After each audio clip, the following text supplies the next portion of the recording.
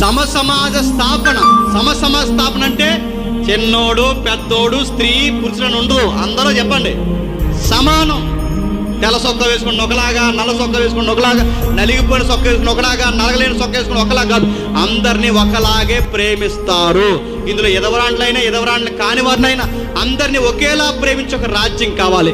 ఆ రాజ్యానికి భూమి మీద ఉండడు రాజు, చెప్పండి పరలోకంలో ఉంటాడు. అందుకే ఆ రాజు కిందకి 3000 మందిని 12 మంది శిష్యులు తీసుకొచ్చారు.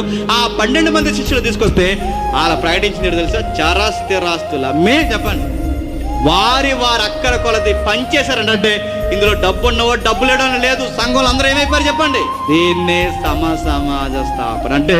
ప్రపంచంలో ఎక్కడ జరగని సమసమాజ స్థాపన ఎక్కడ జరిగింది చెప్పండి?